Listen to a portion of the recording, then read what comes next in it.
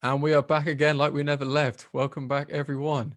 Me and Senor Lenjoint want to say hello. How we doing? What's Good going on? man. How you doing? You all right? I'm excited. I'm excited. I'm excited. We've got rash guards on the way. We're one sponsor away, then we're fucking sorted. I'm so excited. They look great. They look amazing. And the support's been unreal. So thank you, everyone, for showing an interest. Thank you, all the businesses getting involved. The future is bright and the future is white and red with an Aztec pattern, which looks sick. There's a lot of sponsors on there now. So the future is bright. So, Looking good. Looking good. where do we even go from that? It's all the way down from that. We've peaked. But Yeah. so, if it's anything MMA related, what is normally synonymous with MMA? Mr. Conor McGregor. Mr. McGregor, obviously. The one who is washed up and his career's over and everything's done and dusted. Go on. Biggest star for listening. and he's washed up already. He's done. Game over. It's finished. So that's that done anyway. So we'll skim through the cards as well, because again, we know there's a lot of cards happening and going on, everything else. So the McGregor card in itself, mixed bag of results. Obviously, for anyone who doesn't know, I now am one Nando's and one vegan pizza company richer, and I'm much happier for it. Forgot to remind you of that. So a nice little sting or twist of a knife there. Yeah, thanks for that. You're welcome anytime. But regardless of how it panned out, regardless of expectations, so we talk about Chandler Hooker. What was it you saw happening in this fight? Obviously, I'm not going to be that guy, but what did you expect to happen in this fight versus expectation, regardless of strategy versus execution? What sort of thing did you expect versus what happened? I expected a bit more of a dogfight. Dan Hooker is always in these kind of, technical brawls. He likes to brawl. He likes to fight. The guy, he's that Dustin Poirier fight was his typical sort of like his favorite kind of fight, sort of like a bit of a gunfight, slug it out a little bit, but obviously with a technicalness to it, because he's not just a brawler. He's like, very, very technical, but he can brawl and he likes to brawl. So I was hoping and obviously expecting, and because he's got such a great chin as well. He's been hit by some big hitters in the game. Poirier for one, and other people, and he's been in there and again had full-on wars like the Poirier fight. So I was expecting, I thought Chandler would kind of come in with the game plan that he did, sort of stick on the outside, uses, he's so athletic. So I kind of expected him to go down that kind of route for a game plan sort of thing. But I honestly thought Dan Hooker would sort of weather the early storm, take him into, a bit of deeper waters and actually make it a bit of a firefight with Chandler. But obviously that didn't happen, did it? Now, when we say about the wars and everything else, there's a term Gates used quite nicely, basically calculated chaos, that sort of thing. Yeah. Now, for anyone who's not familiar with that sort of terminology and what it really means, so when you see these sort of mad flurries, as you can imagine, it's very overwhelming. It's very like not the technical crisp sort of, straight full extension, chin tuck, this, that, and the other. It's very overwhelming. It's the proper pressure testing. Now, if you're applying that, when you can take it off, what you're throwing. So the reason these guys use it quite nicely, because you get strikers as such from a specific discipline versus MMA strikers. And this sort of unorthodox, you set them off balance to set up what you really want, whether it's a takedown, whether it's getting in, getting out, just to overwork them. Now, this is where I felt Chandler was really efficient with this. Because again, if you're with someone of that kind of range, albeit defensive wrestling, all this kind of stuff, getting a striking fight with someone that kind of range advantage is asking for an ambiguous bullshit judge's decision. But again, regardless of whether an early storm, it's that kind of pace, that kind of pressure. And again, the urgency, trying to close that space so nicely. And as good as Dan Hooker's defensive wrestling is, I think the amount of attention to that overwhelmed the sort of striking defense as such, so concerned with the potential shit that could be there. It was just completely like, I don't know, not acknowledged as such, but not prioritized. Am I right in saying that? Would you agree with that? No, I 100% agree with that. Obviously, there was a lot made of obviously Chandler's wrestling coming into this. People are saying that he's going to be one of the toughest tests for Khabib if he ever comes back, because he's got such good American style wrestling. And even in the interviews like leading up, obviously he's talking about Dan Hooker, but he's also talking about fighting Khabib, and he's talking about, I'd love to see how my all-American, American style wrestling goes up against, the Dagestani style wrestling. So, there's a lot of talking to that. And I think that was probably that was part of maybe like a little bit of a mind games on Chandler's part, which I think he played perfectly, obviously, because like you say, it got Dan Hooker just thinking about the wrestling. And then Dan Hooker's obviously, everything he was saying was, I've got great takedown defense. You know, I'm made for these type of fights. You know, I've built my game around stopping people taking me down, which completely just, you know, with that sort of like mental sort of game going in, thinking, right, I'm going to have to stuff the first few takedowns and then I can turn into, you know, a nice fucking fight at the end, sort of second to third round. I think, like you say, just caught him cold, completely caught him cold. Not that he wasn't not respecting Chandler's power or striking. He just didn't expect it that early on. And obviously, like you say, Chandler just played the game perfect, stayed out of the range. Like you say, staying away from that long range that Hooker has got. And then, yeah, just exploded, uses athleticism. I can't get my words out today. But using the abilities he's got, because he's you know, he's so athletic at 155. He's not the tallest of guys, but he's got them long arms and he's got that such explosive power. So he used that to stay in and out. And then when he was ready, he just exploded and caught him clean. And that was that. I mean, that was the thing of beauty in itself. I mean, this is where what you're saying, and this sort of mind games. I think this is part of the Khabib sort of side of this conversation where it gets interesting.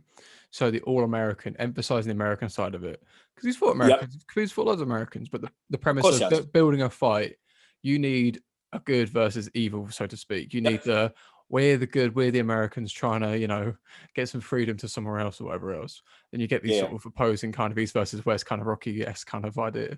But again, he's trying to build a fight, and as well, what he said after the fact was spot on.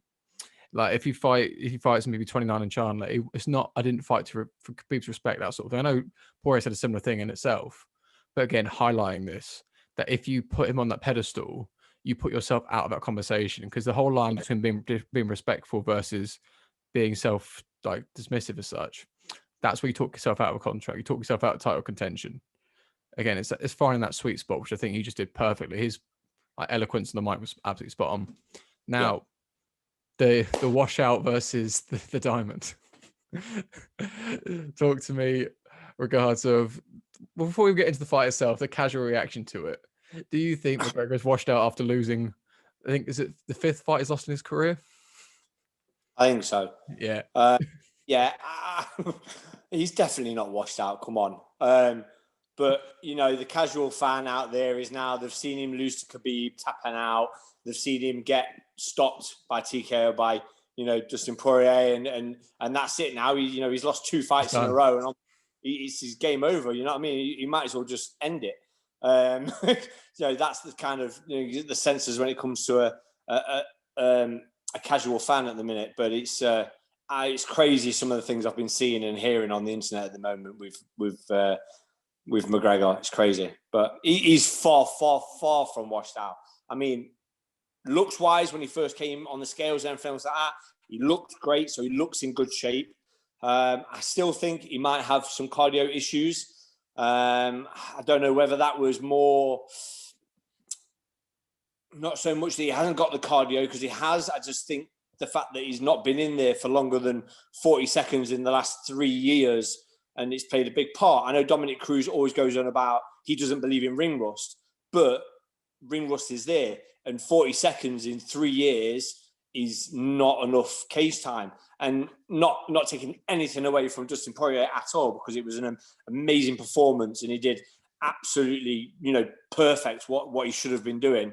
But that ring rust definitely played a huge part in what happened to McGregor there, Simon. And this is in itself, again, there's very case-by-case kind of principles. Yeah. Albeit, you know, Dominic Cruz was able to come back after X amount of time and fight like Cody Garbrandt, the quality did, Faber, all this sort of stuff. Yeah. Case-by-case, it's irrelevant. 100%. But again, there's so many factors in this. It's a different fight. So if you compare their first fight, McGregor-Poirier, different attitude for the whole thing. We're talking about people with different experience at that stage, different motivations, different backgrounds. You're going from not desperate Dustin Diamond, but sort of Diamond. There's a lot of D's in that. Dustin from a place of, again, not desperation, but again, like really hungry, chasing after it, literally trying to get to a point where he can build a career and establish some sort of, like, you know, income for his family. To Dustin, the well-respected, established fighter who's got a source of income, and now he's hungry to, you know, get his validation. very different person at that point. McGregor, he's up and hungry for the first belt, then the champ, all this sort of stuff he's hungry for. And now after achieving that, there's an Arnold expression that the wolf at the top of the hill isn't as hungry as the wolf climbing the hill. That once you get to that point, it's then what? And this is where it gets strange. The fact what McGregor said quite eloquently, I felt, was it's so nice he wants to do it twice or this sort of thing. Like he's got another ambition to then come back and do it maybe 170 or whatever else. So a next sort of big overarching goal that people sort of will say, oh no, it's not possible with the naysayers. And like I think before he became champ, he lost the first fight of that year and then ended up being champ or something. So it was one of those sort of comments. So to compare the first fight to the second one, it's apples and oranges. It's almost irrelevant.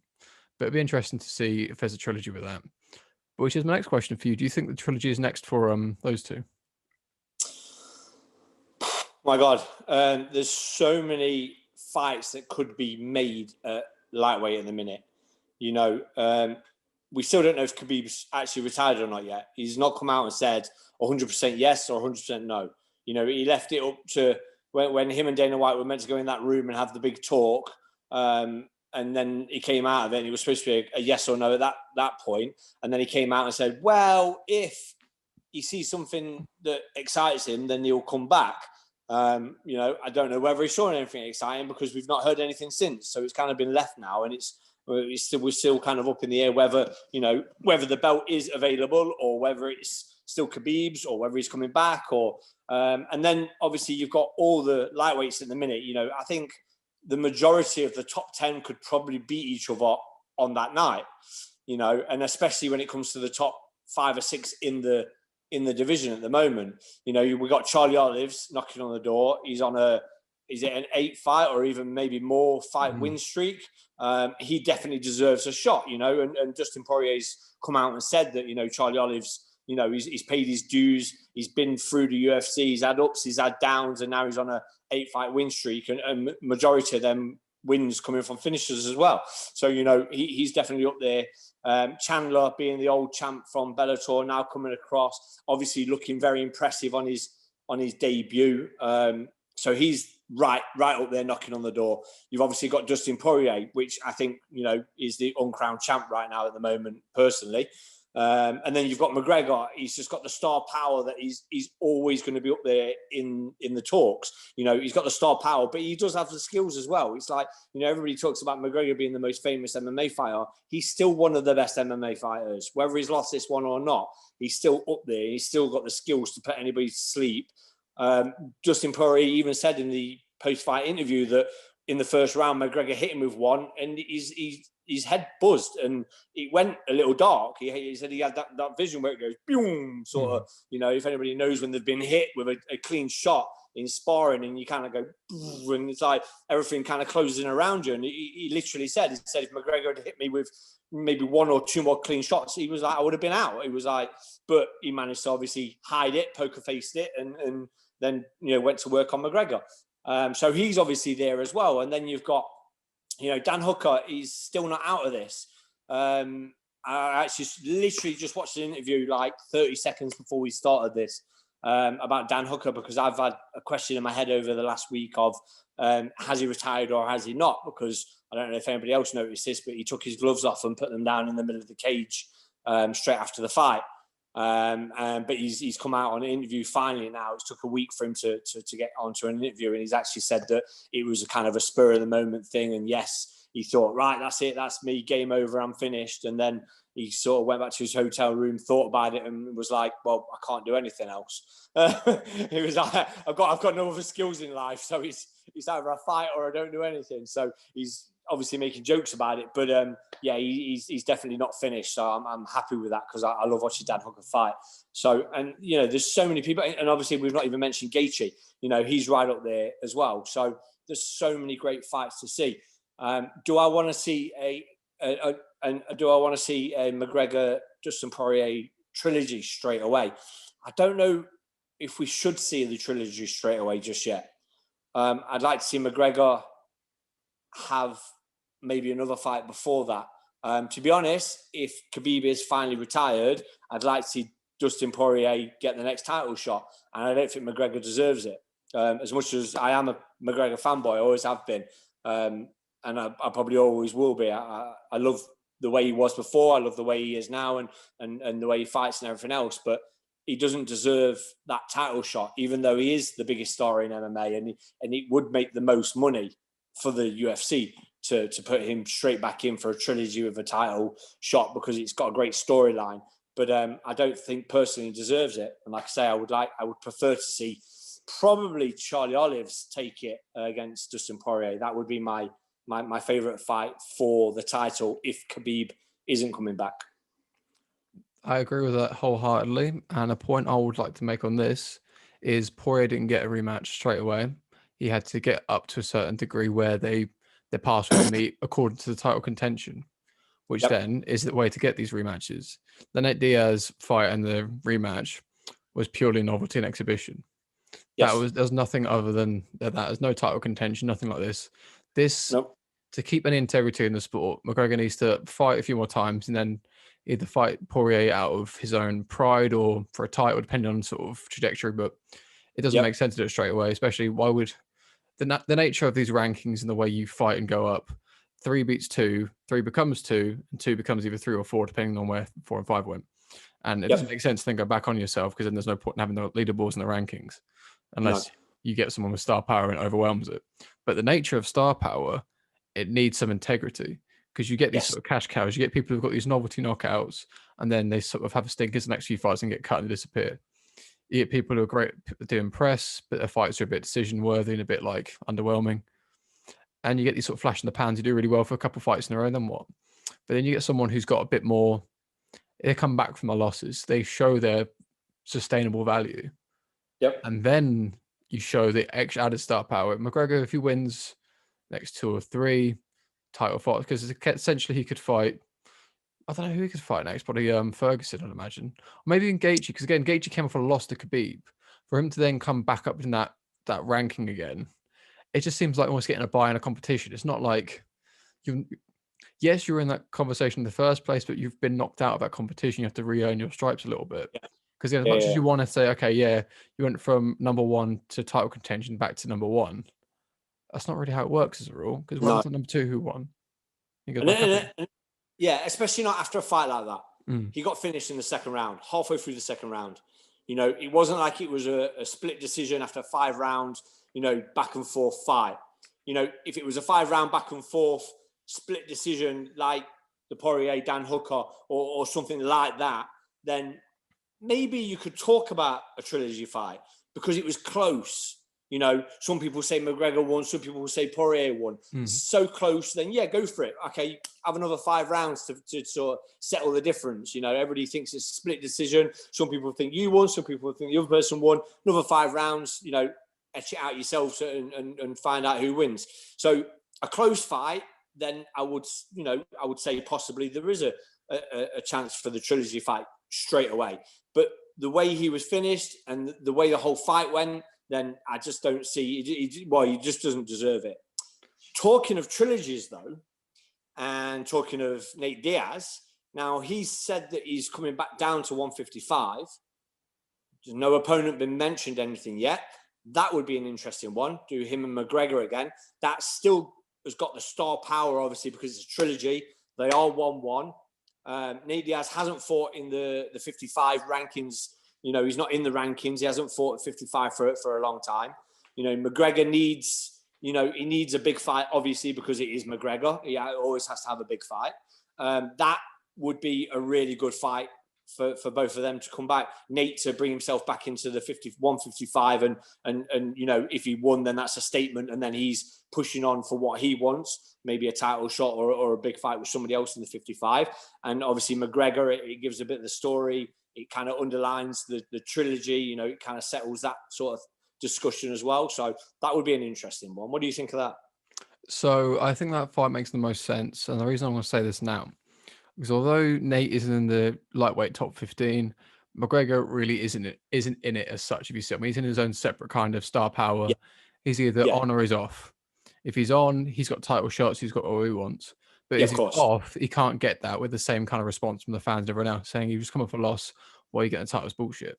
So what you need in that place is either a big name, but the big names are already title contention. Doesn't make sense. So he needs novelty. He needs someone who's going to, stir the pot. Because again, the Nate Diaz fight in the first place stirred the pot, got his name out there, came back from adversity, gave him that kind of moment of, okay, he's in this for his own integrity outside of everything else. He's lost the hype, but outside of that, he wanted that fight at the same weight to make sure the principal point that he is in this. And that was the McGregor that everyone started to respect. And this is why that fight makes the most sense. Because if he fights Ferguson or whoever else and beats them, it kind of this just seems a bit arbitrary almost. Because again, wins against other people who you haven't lost to as such, it doesn't have the same kind of, when it's McGregor especially, it doesn't make sense. Because the way you see the lightweight division at the minute, it's almost like a knockout tournament. Say there's like 8 of them. You don't really see a lot of the what's the word I'm looking for, when you repechage. That's it. You don't get a lot of like the bronze medal kind of matches. It's kind of, I don't give a shit. The novelty's gone. You've knocked out. There's something completely different at this point. So it makes sense to earn that stock back up, remind people what's up. So Nate Diaz fight is absolutely spot on. Now, regards of the lightweight division in general, there's a few interesting sort of changes in itself, and stylistically, who have you got now for the lightweight champ? Khabib's out the picture. Until he's come back, we're not going to mention him. Until he says anything. Who I would like to see? Who do you think is going to be the lightweight champ? Because we can have the Ultimate Nando's on this. Do you know what? I honestly don't know at the minute. It's so open, the lightweight division, with the top, 6 to 8 fighters. Like I said earlier, I think literally anybody could beat anybody on that day. I would love to see Dustin Poirier be crowned champion.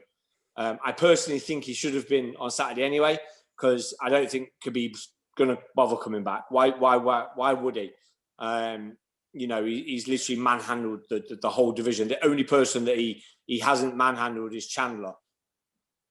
I would like to see that fight, but I don't know if that's going to happen.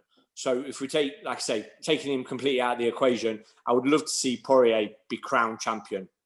I would like to see more of Chandler. I've seen him obviously in his Bellator and stuff like that, but Bellator and UFC is a whole different league. And especially when it comes to the top of the division. So we're talking about the top 5 now. So I would like to see Chandler in another fight before he goes for the title. So personally, my favorite fight for the title fight would be Charlie Olives and Poirier, and I would probably have Poirier winning that. And then, I don't know, Gaethje Chandler, and then the winner of that gets the next title fight. That would be my sort of like decision on the matchmaking. I don't think that's going to happen. And I've also read something that Poirier is saying, I'm not fussed at the minute. I'm going to step back, let Charlie Olives and Chandler go at it, and whoever wins that, then I'll think about fighting the winner after that. So yeah, it's going to be an interesting one to see how it goes. What's your thoughts on that?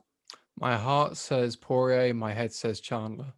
It's one of these ones where Charlie Olives, he's the dark horse of the division. He's one of these where no one cares that much, but everyone knows he's good. He's sort of in the conversation because he's earned it, but no one really, he's not there on star power and fan power. And like, I don't know why. He's one of these people that even though we know how good he is, we've seen how good he is, I still don't really care. I don't know why. Some people you really get behind, like Poirier. Yeah. If you've seen the Fightville documentary, you try not give a shit about Poirier. You try not cry when you see him do well. He's one of these ones you really want him to do well. Yeah. And Chandler as well. You hear him on different like podcasts. You hear him talk about things. You hear him. I don't know. Just everything he says. He's likable and he's well rounded in and outside the cage. But again, Charlie, I just don't give a shit. It's really weird.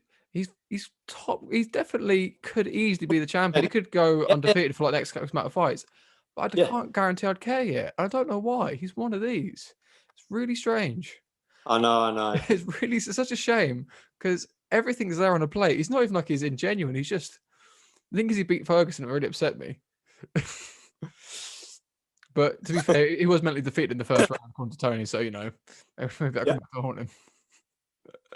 But we move on. So we'll put the UFC on the back burner just for now. Yep. There's a few things I wanted to sort of go into, and this came up on a few Instagram posts. And I want to hear your verdict on this. What makes a casual fan? What makes a casual fan? How do you define someone as a casual? Let me rephrase it. A filthy casual. Filthy casual. Sorry, I just spit clears my throat a little bit. I guess it would be somebody that's, a casual fan is somebody that if you mention the UFC, they straight away go, "Oh yeah, that McGregor guy." That's my first sort of instinct when somebody mentions the word casual fan. It's literally just casual fan McGregor. That's the way I link it together.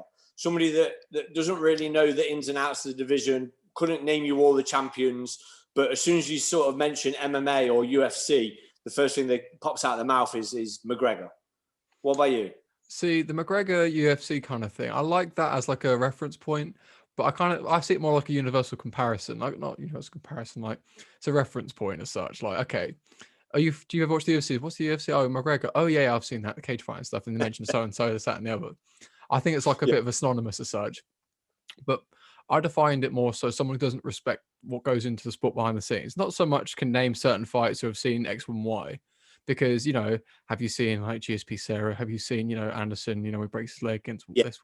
There's very specific examples. You could find so many of those where it's like, you haven't seen that, you filthy casual. But it's very much like that can go on forever. But if you don't respect that, what goes in behind the scenes, because what I despise is like just disrespect, saying, "Oh, they're shit, this, that, and the other." Thinking you're just like, yeah, some people are a bit like cans or journeymen and stuff, and yeah, some of it is a bit embarrassing, but like, at least appreciate what went into that, like the respect for it. Yeah, whether or not they get the result, but just respect that they had to like sacrifice to get to that stage. They had to sacrifice to make the weight. They had to sacrifice to put themselves in that position. And albeit the performance might not have been up to your expertise, but at least appreciate, that took a lot to get where he was. Whether you like it or whether it's good performance, another conversation. But that lack of respect and lack of just awareness as such, that's kind of my sort of, that's where the filthy casual comes in. But casual is like, I'm casual football fan in the sense I can name like teams in the Premier League. I don't know who's on which team. I don't know who's there now. The 04 Arsenal squad, I can name you most of them, but it's 2021. I don't think that's really relevant now. No, I get exactly what you're saying. I'd go a little bit more to say that it's not so much a lack of respect to what goes into it. It's a lack of knowledge to know what goes into the build-up. So it's a lack of respect when they turn around and go, "Oh, fucking that guy was shit. He should have done this," and they haven't got a clue what they're talking about. Do you know what I mean? That's the lack of respect. That's the worst. It's the lack of respect for anybody that steps in a ring, a cage, or on a mat.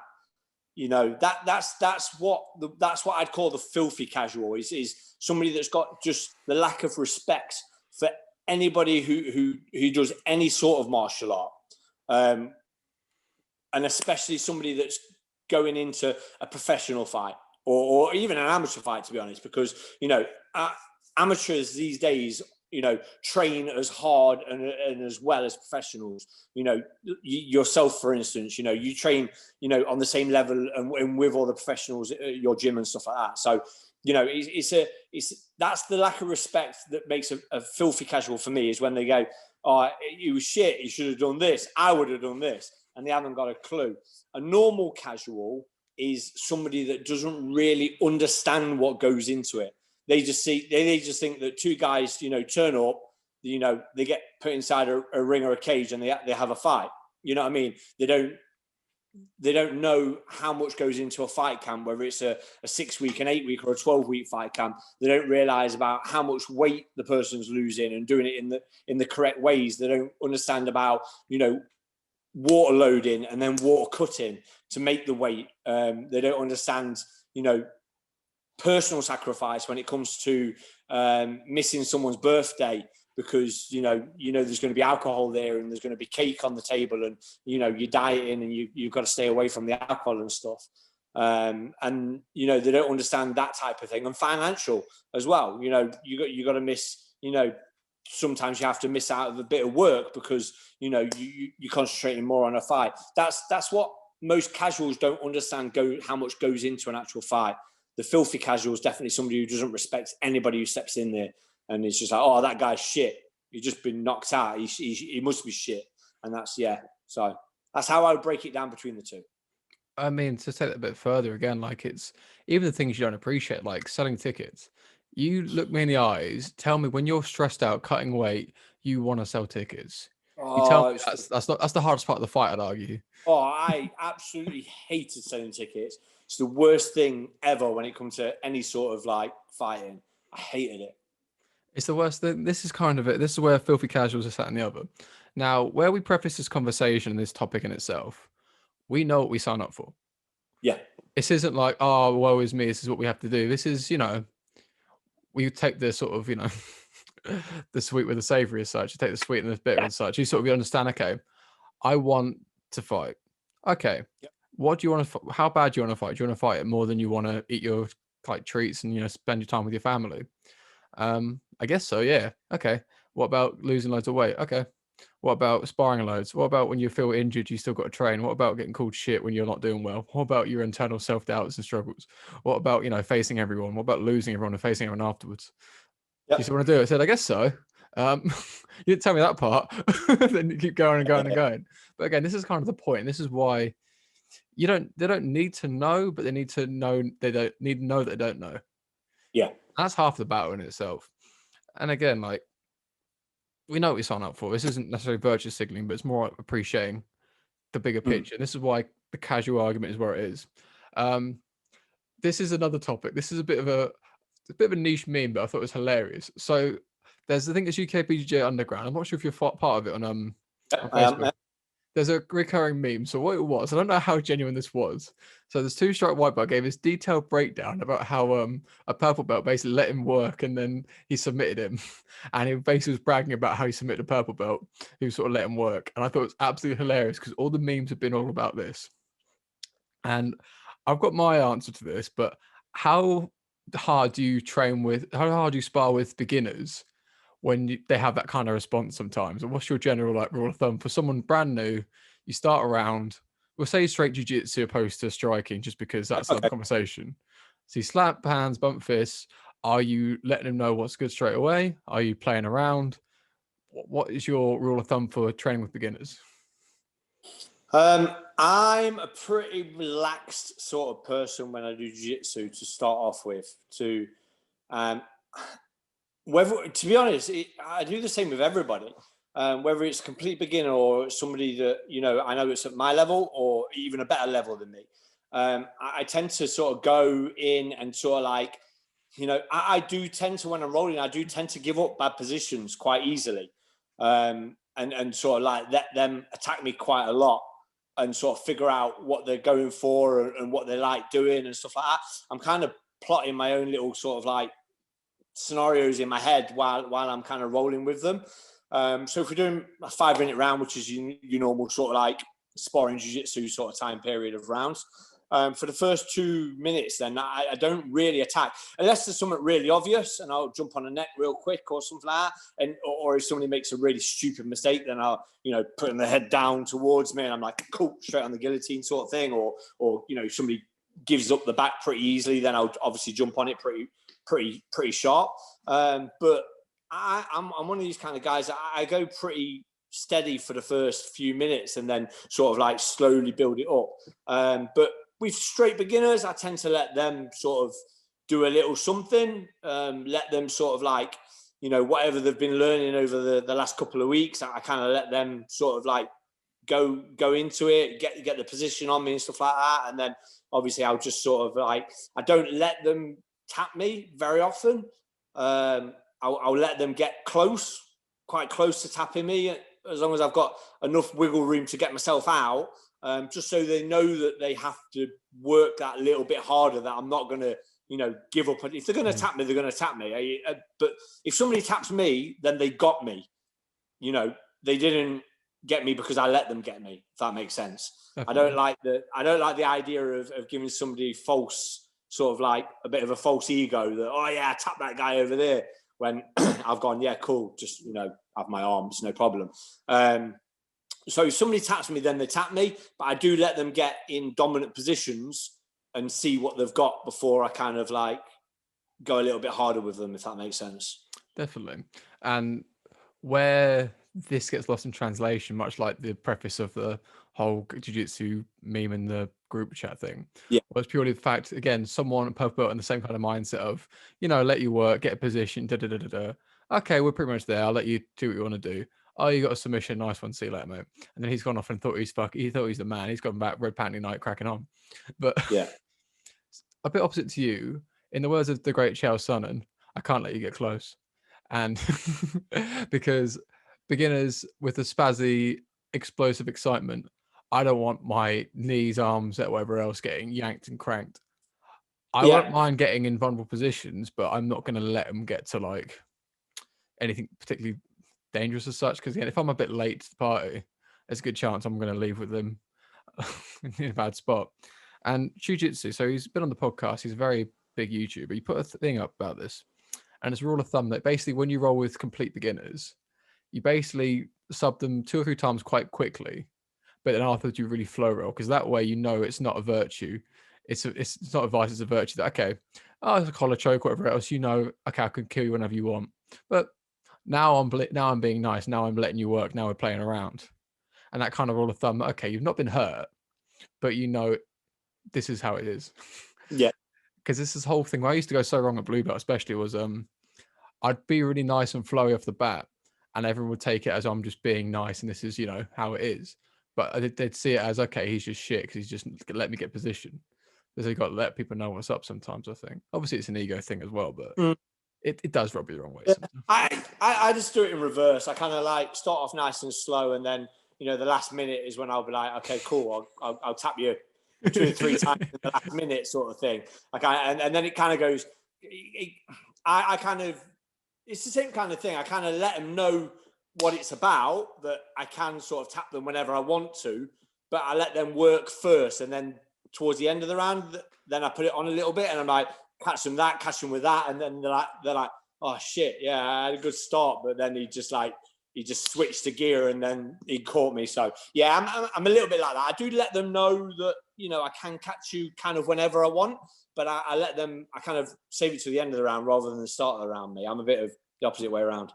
Now, what about with striking though? Because striking's a tricky one. So obviously with grappling, without the actual impact as such, you can be a bit heavy, you can take some weight off, you can hold a position, not necessarily yank on submissions. Yeah, you can control without letting them know. But again, if you get some overexcited beginner swinging for the fences out of nervous energy, like, are you going to chin them to make a point, or are you going to okay, tell them to calm down? Are you just going to hit them a couple of times? What's your way of dealing with overexcited beginners when it comes to striking?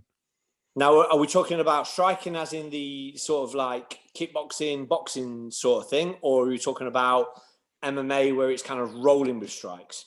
So what I'm going to give a scenario. You're at Lovely Knots MMA. I'm assuming you're doing open sparring at this point.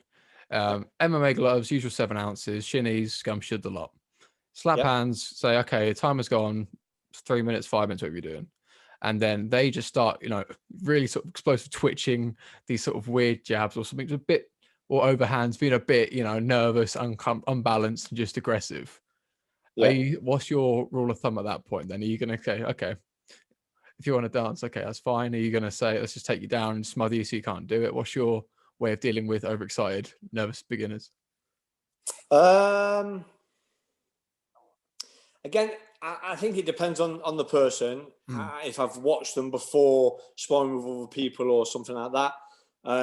But I generally don't go too hard in the striking sort of sense. I would probably, if we're doing MMA sparring, which I'm guessing we're talking about, I would probably, land a few shots, double leg them, and just bully them on the floor. That's more my way of sort of telling them to calm down a little bit. If we're doing sort of like nice sort of sparring, then I'll stay more standing up with you, and we can both land decent shots and stuff. But if you're going to start swinging for the fences, that's fine, because I'm just going to double leg you, take you down, sit on you, and just slowly tap away for the whole 5 minutes in just kind of like a bit of a bully sort of style. Just not bully as in like I'm bullying them, bully sort of like mentality of fighting, if that makes sense. But yeah, that's sort of my sort of answer to people that try and swing for the fences if we're doing MMA. Now, if we're only doing sort of kickboxing, it's a little bit different. Again, it really depends on sort of their stature as well. If they're a big guy trying to swing for the fences, I'm going to sit down on my punches. I'm going to throw overhand right straight on your chin and see what happens. If it's a little guy, I'm probably going to, yeah, right. No, if it's a little guy, I tend to sort of use the clinch a little bit more on them. You know, bring them into me and sort of like knee the body and work body shots and stuff like that. But if it's a big guy and he's throwing to hurt, then I'm going to throw heavy back on him. So. Now, just to sort of clarify for anyone listening, when Carson says bullying from the ground and stuff, the way to really articulate this is when you're stressed out and you're really nervous. If you've been taken down and you're in that really confined space, it's very claustrophobic. So even little shots, like half range sort of taps, they feel so much worse purely because of the stress and the impact and sort of anxieties. And a couple of shots, 4 or 5 little taps like that, when like in your top mount, you are beyond gas just on just pure fear alone. And then by the time either you let them stand back up or whatever else, they haven't got the energy to be nervous energy. They've got to start playing nice. So they've got to either figure it out pretty sharpish. And the reason I'm asking these sort of questions, because again, these are fairly ambiguous kind of guidelines. Like when you say percentages, that's all your perception. And it's how you sort of measure this as well. Because again, it's not so much to sort of, I'm the big I am, this is how it is, but also these are real sort of issues. Obviously, these are like, you know, the good old days pre-lockdown, but this is sort of just general sort of faux pas as such and sort of things that people don't realize are things. And now on the subject of COVID ruining the world, except the podcast world, because, you know, we're banging, we're loving life, but there's the grassroots MMA. So in other countries, they've got different restrictions and MMA is still training, they're still growing, still doing their amateur shows. However, the UK show is getting pushed back further and further. And obviously the elite of the elite are allowed to keep going. The UFCs, the Cage Warriors, the Premier Leagues, all this sort of stuff, the elite sports have to crack on. Yep. What happens then once those pros leave the UK, they go overseas, they retire, then what? Because without the Amis getting the experience, are they going to jump straight to pro level? Are we going to have a different variation of this? What do you think happens to grassroots MMA at the minute now? Which is a great question. And it's a bit of a sad question because I personally really feel that we are now going to be, we're kind of on pause at the minute when it comes to grassroots MMA, which is a real shame because, you know, all these guys that have been putting in the hard work over the last, you know, 3, 4, 5 years, like yourself, and, you know, fighting at a really good amateur level. Like I mentioned before, you know, I know 1,000 amateurs and some of them train, you know, as if they were a professional. You know, they're in the gym in the morning, they go to work, they're in the gym in the evening, they're eating correct, you know, they're doing everything correct. Even when it comes to fight shows, amateur, obviously we're talking before COVID, you know, they're cutting the weight correctly, they're rehydrating correctly. Everything is pretty much on a professional level, but they're fighting with a little bit more safety, which makes it amateur. You know, there's a slight variation in the rules, slightly bigger gloves. You know, the referees, you know, are a little bit more inclined to sort of jump in and sort of protect them that a little bit more. But everything about the way they prepare for the fight, everything about the way their lifestyle is when it comes to fighting and stuff is at a professional level.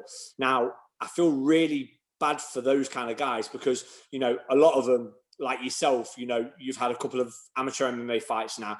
And over this last year, you know, coming into this year, so nearly it's going to be 2 years really until we see sort of any kind of, you know, normality of, you know, if we even get back to normality, it's going to be 2 years. Now, 2 years is a huge gap, you know, and, you know, some people are lucky that they are, you know, they are in a team where they are part of a professional, you know, fight camp, so they can still actually go into the gym and it's still available for them to go in.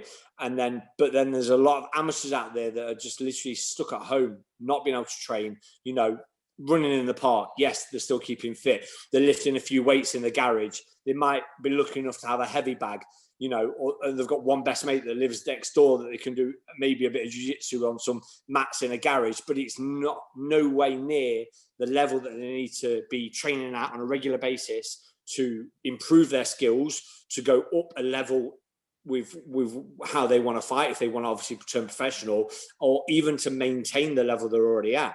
And especially after, you know, putting so much hard work in for the last 3 or 4 years. So I think the amateur scene in the UK is really going to struggle. It's kind of, you know, taking us back 2 steps. 2 years of not being able to have grassroots MMA shows like Battle Arena and other top shows like that. And even the Cage Warriors, they've got their own version of grassroots, Cage Warriors local shows and the smaller ones and stuff like that. I think it's really going to be damaging to the UK MMA scene for the next 3-4 years, because we're going to have to then try and catch up. I really hope that some of the amateur guys that were still thinking about having 1 or 2 or 3 more amateur fights before they turn professional don't think, sod it, I'm just going to go straight to professional because now I've missed out on 2 years of being able to fight at amateur level. But it's not just the fact that they've not been able to fight at amateur level, they've not been able to train at any kind of level, a good sort of like frequency to be able to do it. Even the sort of training when we do drop into the tier systems, we can go back to the gyms, but we can't train like we have done before. It's, even at the tier system, it's limited training. You're either doing sort of like in your own little area and you're doing sort of exercises, or it's with, really small groups of like 1 or 2 people. And that's not enough to maintain your level of MMA or improve, which you need to become professional. So I think it's going to be really damaging. What's your thoughts on it being at that level where you are thinking about, having a few more amateur fights and then obviously going professional yourself? So there's a lot in this in itself. So from my personal perspective, where I am now, from my last 2 fights to my most recent performance versus where I am now, my maturity and evolution, I'm in a much better place physically, mentally, everywhere than I was. Yeah. So my trajectory from where I was to where I am now, where I'm going to go, is up, and I'm feeling confident with that sense. However, without the platform to then perform and then get that experience in to really test what I'm saying, they're just words at this point. Regards of security to train properly, as to say we've got bubbles and this, that, and the other. Again, I've had people comment on my thing, say, "Oh, I hope you get COVID. I hope this, that, and the other." And the funny thing with this is, if I was registered professional, everything I've been doing would be classed as legal and safe and everything else.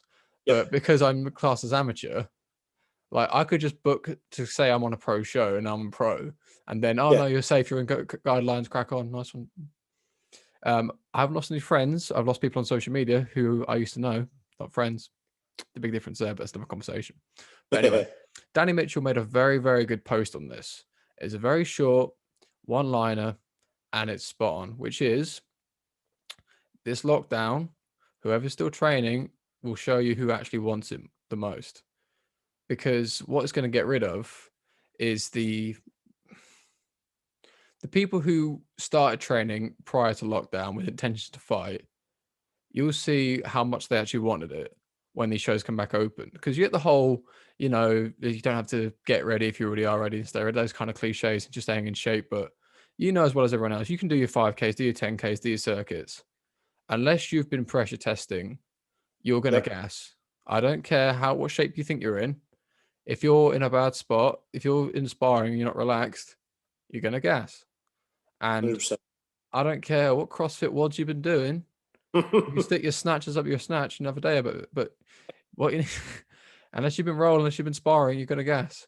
And the difference between pro and amateur, outside of the general skill set, is the composure under that pressure. It's the decision making. We had fighters, I won't name names, but where their gap between amateur and professional is their ability to take instruction between during the fights and composure to follow game plans and execute these things. It's dealing with the pressure. Because again, skills are ambiguous. You get journeyman. I can go pro tomorrow, fight loads of cans, look at me on 4 and I was a pro. Aren't I good? Yeah, but that doesn't mean anything. That means fuck all. I just take down guys who just want to strike and they get paid to be there. Don't I look fucking swell? That's not the point. None of that is the point. I want at least 10 fights before I go pro. Yeah. Like whether or not I need that to get to that level is not the point.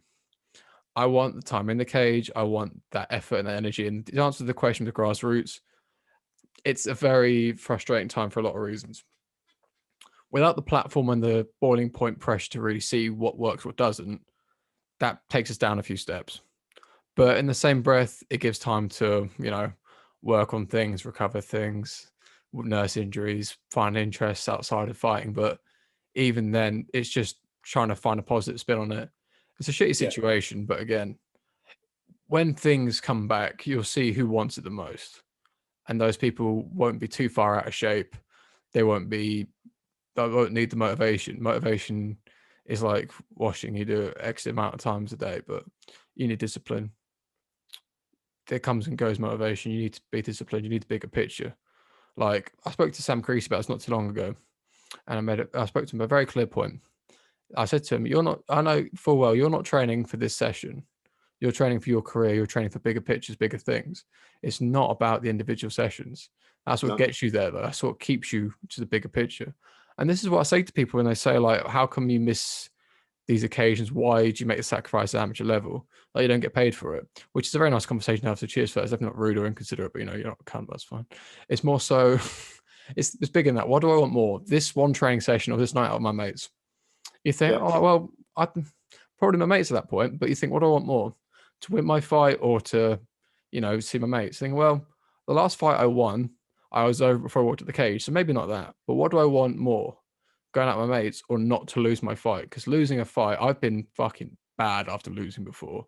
Like, mentally, emotionally, I don't want that. I don't really mind about winning. I just don't want to lose. Yeah. I don't want to lose. I'm not afraid to lose. It's happened before and it'll happen again, but I don't want it.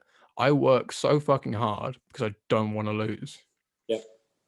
Jiu-jitsu, comes and goes, don't give a shit. MMA is so much more emotionally invested. And yes, you can say all this, that, and the other, but you get in there, you put your heart and soul on something, you fucking get knocked out in front of your family and friends, cry your eyes out and tell me you want to do that again. And when you do, I'll fucking shake your hand and call you a liar. But yeah, I'll see you in the cage next time. That's my response to that anyway. No, I get that 100%, mate. Yeah, 100%. But yeah, there's a lot of it. I don't know where that went a little bit. The answer to the grassroots question is I'm not sure. It's a bit of a pause. It's a bit of a shitty pause, but it's going to separate the wheat from the chaff for a lot of it. It is gonna tell you who actually wants it, who's still putting the work in, who's still sort of like, even if they are sort of on their own with just one friend in their own little bubble, and they can't get to a coach, but they're using YouTube, they're watching, they're trying to get new skills, trying to add to what already they've got, they're trying to maintain what they've already got, add to the skills they've already got, trying new techniques, trying new, even if it's on a bag, trying new combos and stuff like that they can finally, when we do finally get back to some type of normality and gyms are allowed to be open and we are allowed to have contact with people that they can then bring into their game, as long as they've maintained what they had and tried to add a few skills, they're the people that are going to take it to the next level after this lockdown finishes, when we can finally get back to having shows and having people there and actually making fights at amateur level. Now, for everyone listening as well, when these amateur shows come back and things start happening again, I urge you so much to support, share where you can. Obviously, some people are not in the financial position with business and work and stuff, but shares on Facebook, tagging your mates, that sort of stuff. Because again, it's one of these ones, like, you hear the same people talk about fighters not getting paid as much, the same people asking for the links to the streams. Like, again, if you want to see the UK MMA scene grow, you need to support the local shows. You need to support these gyms reopening and stuff, whether it's out of your pocket or not. Sharing stuff, liking stuff doesn't cost you a penny, and trying to promote. Again, it's a little things. You don't know what difference that makes to the individual person, but any support you can give to these platforms helps the whole community as a whole. It builds up. Prime example: you build up one show, the competitors have to step their game up to keep up with that, and so on and so forth. The fighters, if you have just bums, you can get someone who's all right, go really far. But no, people who are all right get beaten by people who are good, and people who are actually good and legit, and so on and so forth. It keeps going. You need this competition, you need development, but we need at least a platform to start from. So whenever these things start again, like, shares, this, that, and the other, makes a lot of difference. Yeah, definitely. Now, before we wrap up there, I've got a very stupid hypothetical for you, and I want everyone listening to respond to this because it's beyond fucking stupid. I think it's hilarious. So here's the horrible hypothetical. Would you rather, which is the start of most questions. Would you rather shoot yourself in a cage during a fight or get a hard on at weigh-ins? Oof, wow. Yeah, you see what I mean? The real questions. No, this is a simple one for me. I would much rather get a hard on at weigh-ins than shit myself in a cage. So this is the common response I'm getting with this. I say common, I've asked a few people with this, and the reason I say that is you got to own that hard, and you got to stare him out in the eyes. So yeah, I'm excited for this fight. You're not excited as I am.